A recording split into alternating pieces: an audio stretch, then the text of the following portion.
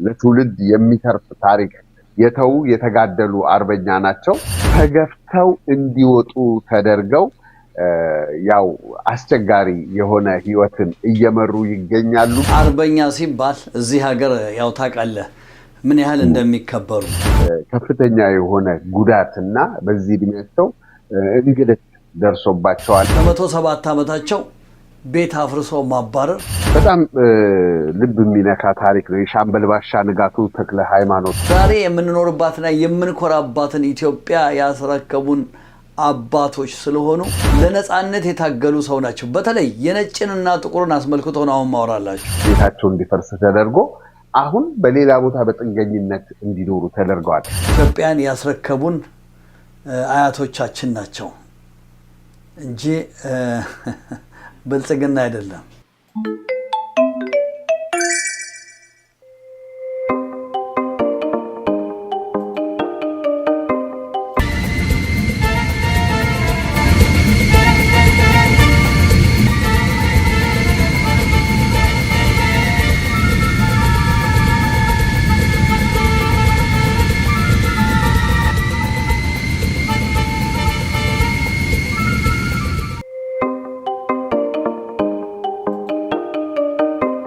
ተናስልኝ ተመልካቾቻችን እንግዲህ እንደምትመለከቱት ፕሮግራማችንን እየቀጠለ ነው። ዳጊ ምን አዲስ ነገር አለ? በተለይ በአርበኛ ጉዳይ ላይ በሰፊው በፌስቡክ ሲሰራጭ የነበረ ደስ የሚል ነገር አለ። በአጋጣሚ ይሄንን የጻፈው እዚህ ካናዳ ሚኖር የልጅ ልጃቸው ነው እና ያንን አስመልክቶ እስቲ አንተ ያለህን እስቲ ቀጥል ተናገር። አርበኛ ሻምበል ባሻ ንጋቱ ተክለ ሃይማኖት የልጅ ልጃቸው በአባት በአያቱ ላይ እየደረሰ ስላለው ከሰሞኑን የድል ቀን ተከብሯል። ዛሬ አርብ ማለት ነው። የናዚዎች መሸነፍ በሩሲያ በታላቅ ክብር በዓል እየተከበረ ነው።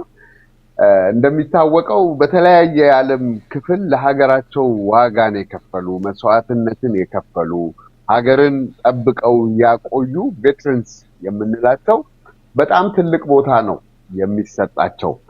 በሀገራችንም እንግዲህ የድል ቀን ከጥቂት ቀናት በፊት ተከብሮ ነበረ።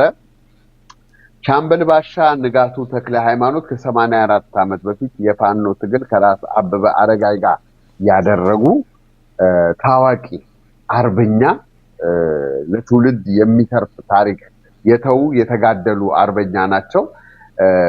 እንግዲህ ረጅም እድሜ የሰጥቷቸው አሁን በ107 ዓመት እድሜያቸው ኡራኤል አካባቢ በራሳቸው ቤት ይኖሩ ነበረ። የልጅ ልጃቸው ለኛ እንዳሳወቀውና እንደገለጸው አያቱ ከሚኖሩበት ቤት አግባብና ትክክል ባለሆነ ሁኔታ ተገፍተው እንዲወጡ ተደርገው ያው አስቸጋሪ የሆነ ህይወትን እየመሩ ይገኛሉና ድምጻችንን አሰሙልን የሚል መልእክት አድርሶልናል። ፎቶአቸው፣ ታሪካቸው የተለያየ ነገር ብሬ እንግዲህ በዚህ በዶክመንታችን ውስጥ ይገኛልና ይህንን ማሳሰቢያ ለመስጠት ነው። ቬትራንስ ለሀገራቸው የተዋጉ የቆሰሉ የደሙ በተለይ ደግሞ አሁን በህይወት ካሉ የተለየ እንክብካቤ ሊደረግላቸው፣ በህይወት የሌሉትም ደግሞ ላከናወኑት በጎ ተግባር ብዙ መታሰቢያ ሊደረግላቸው የሚገቡ ናቸውና እኚህ የ107 ዓመት አርበኛ ከፍተኛ የሆነ ጉዳትና በዚህ እድሜያቸው እንግልት ደርሶባቸዋልና የሚመለከታቸው አካላት አስፈላጊውን ማስተካከያ እንዲያደርጉ እኛም ደግሞ ግፊትና ጫና ማድረጋችንን እንቀጥላለን። እንግዲህ መቼም አርበኛ ሲባል እዚህ ሀገር ያው ታውቃለህ ምን ያህል እንደሚከበሩ። ታክሲ ውስጥ እንኳን ከ10 እስከ 15% ተቀንሶላቸው ነው የሚሄዱት። ሲቲዝን ናቸው፣ አገርን የጠበቁ ናቸው። ዛሬ ያለንባትን ካናዳን ያስረከቡን አባቶች ናቸው። ኤግዛክትሊ አባታችንም አያታችንም እንደዚህ አይነት ሰው ናቸው። በ107 ዓመታቸው ቤት አፍርሶ ማባረር አይ ዶንት ኖ ምን አይነት ሀገር ላይ እንዳለን አልገባኝም። እጅግ በጣም የሚያሳዝን ነው። ይሄ ነገር እኛ መናገር የለብንም ነበር። የአርበኞች ቀን ሲፈልጉ አሰልፈው አርበኞች ጀግናዎች ብለው ቪዲዮ ይቀዷቸዋል። ዛሬ እንደ ቆሻሻ በየቦታው የምትጥሏቸው ሽማግሌ አባቶቻቸው ነገ ሽማግሌ ትሆናላችሁ። ፕሊዝ በተለይ የታሪክ ሰዎችን በተለይ ኢትዮጵያውያኖች በተለይ አገርን ከወራሪ ዛሬ የምንኖርባትና የምንኮራባትን ኢትዮጵያ ያስረከቡን አባቶች ስለሆኑ የኢትዮጵያ መንግስት በመጠንቀቅ ነው ማድረግ ያለበት። ፎቶአቸው ራሱ እኮ ሲያሳዝን ዛሬ ራሽያ ከሂትለር የተለያዩ ጦርነቶች ተካሂደዋል። እዚህም ካናዳ ተካሂደዋል። አንዱ አንዱን ያከብራል። የዛን ሰዓት ላይ ለነጻነት የታገሉ ሰው ናቸው። በተለይ የነጭንና ጥቁርን አስመልክቶ ነው አሁን ማወራላችሁ።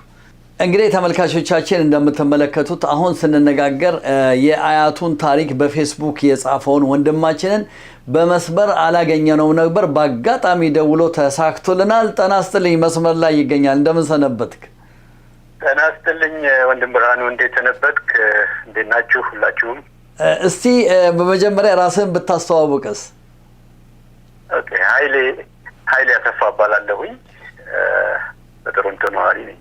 አመሰግናለሁ። እንግዲህ ኃይሌ በሰሞኑ በሰፊው መነጋገሪያ የሆነ ጉዳይ አለ። በተለይ የአያትህን ጀግንነት ሜዳሊያ የተሸለመ ጣሊያንን ያባረረ አያት አለ። ነገር ግን ዛሬ ቤታቸውን አፍርሰው የተለያዩ ቦታ። እስቲ መጀመሪያ ስለ አያትህ ንገረኝ። እስቲ ስለ ጀግንነታቸው መስማት እንፈልጋለን። አዎ፣ አያቴ ቡልጋ ነው የተወለደው። በ17 አመቱ ያው ጠላት ጣሊያን ሀገራችንን በወረረበት ሰዓት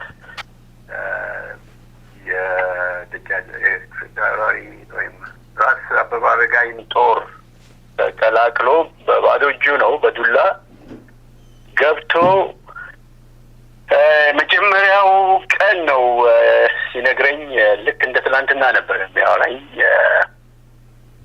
በዱላ ከቀስ ብሎ 2 ጣሊያኖች ማርኮ ጉሮሯቸውን ይዞ አለቃው ጋር ያመጣቸዋል፣ የጦሩ አለቃ ጋር። እሳቸው ያዩና በጣም ተደስተው በጀግንነቱ ሰዎቹ የያዙትን ሙሉ መሳሪያ ይሰጠውና እንግዲህ ቲኔጀር ነበር፣ 17 አመቱ ነው። መሳሪያውን ከነ ሙሉ ዝናሩ ይዞ ተቀላቀለ ጦሩን። 5 አመቱን ያው በዱር በገደል ሲዋጋ እንዳሳለፈ ጥረት አድርጎ ነግሮኛል። ድል አድርጎ ከገባ በኋላም ያው መንግስት በዛ ወቅት የነበረው ኃይለ ሥላሴ መንግስት ኒሻን ሸልሞታል። 1 2 3 4 ኒሻኖች አሉት በጀግንነቱ። ከዛ በኋላ የመጀመሪያዎቹ ማለት ይቻላል የመጀመሪያዎቹ ዘመናዊ ፖሊስ ተቋቁሞ የዛ አባል ሆኖ ከሪታየር እስከ ጡረታ እስከወጣበት ጊዜ በዛ አገልግሏል። ከዛ በኋላ ይገርማል። እኔ የገረመኝ ነገር ምን እንደሆነ ልንገርህ። ያቺ ይህን ሁላ ችግር ያመጣችው ህወሓት መለሰ ዜናዊ አንድ ወቅት ላይ በዓሉን የድል በዓሉን ያከብሩ ነበር እነሱ እና እነሱ እንኳን እንደዚህ ሀገር ይሄንን ያህል ጣጣ ያመጡብን ይሄ ችግር የዘር በሽታ የተከሉብን ህወሓት መሪ መለሰ ዜናዊ ይሄንን እነዚህን ጀግኖቹን ሰብስቦ በወቅቱ ሜዳሊያ የወርቅ ሜዳሊያ ሰጥቷቸው ነበር። እንግዲህ አያቴ ብዙ አመት በፖሊስነት አዲስ አበባ ብዙ ብዙ ጊዜ ደግሞ የመጀመሪያውን የፖሊስነት ስራውን የሰራው አሩሲ ውስጥ ነው፣ አሰላ ምናምን አካባቢ። ከዛ አዲስ አበባ መጥቶ ብዙ እስከ ጡረታ እስከወጣበት ጊዜ ፖሊስ ሆኖ አገልግሏል። የሻምበል ባሻ ነው። ከዛ በኋላ አሁን እንደምታየው ይሄኛው ደግሞ በጣም የሚገርም ወረበላ መንግስት መጥተው በዓሉ አይከበርም። ሰዎቹ የት እንዳሉ አይታወቅም። ጀግኖቹን እንኳን ፈልጎ የሚያገኝ ፈልጎ ማግኘት ይቀር። ቤቱን አፍርሰው ይገርማል። በ3 ቀን ኖቲስ መጥተው ቤቱን አፈረሱና እንግዲህ እነዚህ ሰዎች ያንን አካባቢ ያቀኑ ሰዎች ናቸው።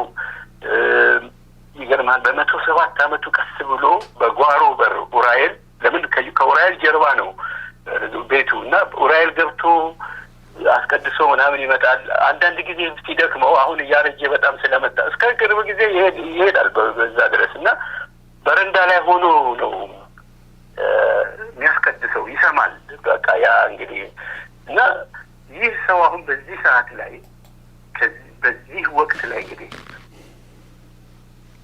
ካለበት ቦታ ከዚህ ከኖረበት በቃ ህዝቡ ከሚያከብረው አብሮት እኔ የ100 ዓመቱ ልደት ሲከበር ልጆቹ በሙሉ ተሰብስበን ገብተን ነበረ። ውጭ ያሉትም በዛም እና ያን ጊዜ ፎክሮ ሁላ ነበረ። በጣም ይገርማል።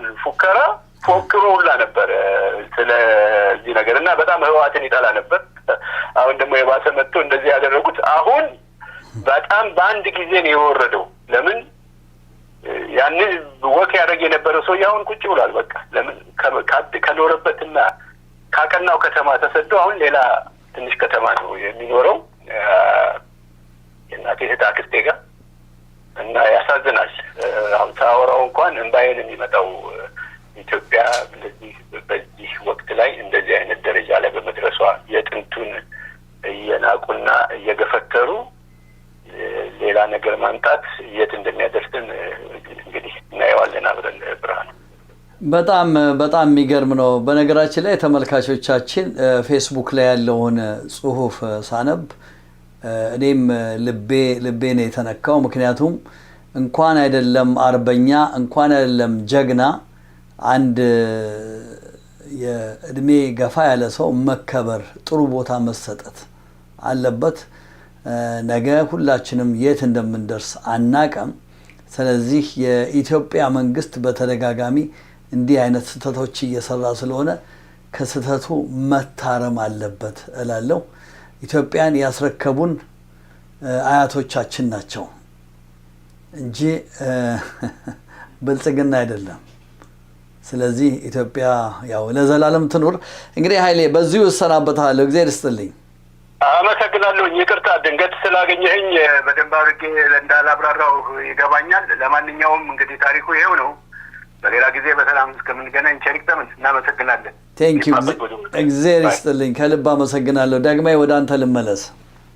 በጣም ልብ የሚነካ ታሪክ ነው። የሻምበል ባሻ ንጋቱ ተክለ ሃይማኖት ታሪክ ነው። የ107 ዓመት አዛውንት አርበኛ ኡራኤል አካባቢ የሚኖሩ ከቤታቸው እንዲወጡ ተደርገው ቤታቸው እንዲፈርስ ተደርጎ አሁን በሌላ ቦታ በጥገኝነት እንዲኖሩ ተደርገዋል።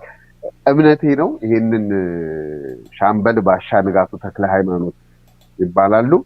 ፈጣን ምላሽ እንደሚገኝ አምናለሁ። እኚህ ሰው በህይወት እያሉ መካስ ይኖርባቸዋል። አዝነው በሀገር ላይ ይሄንን ባደረጉ ሰዎች ላይ አዝነው ማለፍ የለባቸውም። ይሄ መሆን የለበትም። ብርሃን ቴሌቪዥን እንግዲህ ይሄ ከኃላፊነቶቻችን መካከል አንዱ ነው። ሰብስክራይብ እንድታረጉ፣ ሼር እንድታረጉ፣ ላይክ እንድታረጉ በወራዊ $10 መዋጮ አባል እንድትሆኑ ጥያቄ እናቀርብላችኋለን። የውዴታ ግዴታችሁም ነው። ምክንያቱም ይህንን አይነት ጉዳዮች ስለምናነሳበት ነው። በብርሃን ቴሌቪዥን ሀገራችንን ሰላም ያድርግልን። በስልጣን ቦታ ላይ ለተቀመጡት ልብ ይስጥልን፣ ማስተዋል ይስጥልን ነው የምንለው። ትክክል ነው።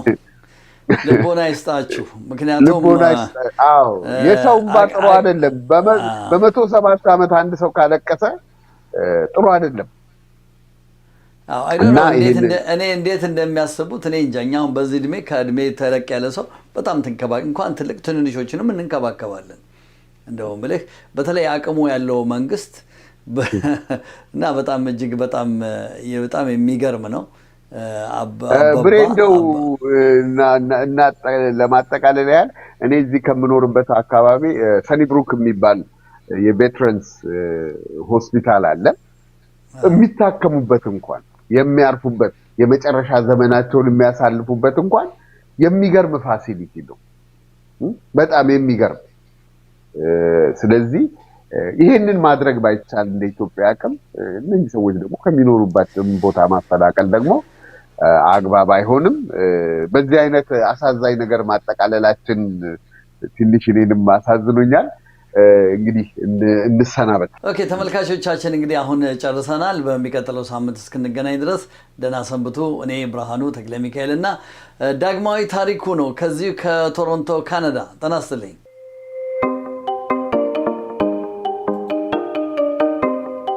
ጤና ይስጥልኝ ተመልካቾቻችን እንደምን ሰንብታችኋል? የብርሃን ቴሌቪዥን እንግዲህ ከ2025 ከጃንዋሪ ጀምሮ የሜምበርሺፕ እየሰበሰብን እንገኛለን። ብዙዎቻችሁ እየተሳተፋችሁ ነው። እንግዲህ እንድትሳተፉ ደጋግሜ እጠይቃለሁ። ብርሃን ቴሌቪዥን ለ14 ዓመት በላይ እናንተን ሲያገለግል ያለ ሚዲያ ነው። እንግዲህ በተለይ በአሁኑ ሰዓት አንዳንድ ሰዎች ትንሽ እንዳዘነጉ ብዬ ለማስታወስ ያህል ነው እንጂ ብዙዎቻችሁ እየደወላችሁ እየሰጣችሁ ነው። በስልክ ቁጥር፣ በኢሜይል፣ በኢትራንስፈር አድርጋችሁ እንድትረዱን እንጠይቃለን። ብርሃን ቴሌቪዥን ከዚህ ከቶሮንቶ ካናዳ። በሁለተኛ ደረጃ ብርሃን ቴሌቪዥን ካናዳ የሚል ደግሞ አዲስ ቻናል አለ። እሱንም ሰብስክራይብ አድርጉ። ምክንያቱም የቤተ ክርስቲያንና የአንዳንድ ጉዳዮችን እዛ ላይ ስለማደርግ እዛ ላይም ገብታችሁ ሁላችሁም ሰብስክራይብ፣ ላይክ፣ ሼር እንድታደርጉ አሁንም በድጋሚ እጠይቃለሁ። የእናንተው ብርሃን ቴሌቪዥን ብርሃኑ ነኝ ከብርሃን ቴሌቪዥን።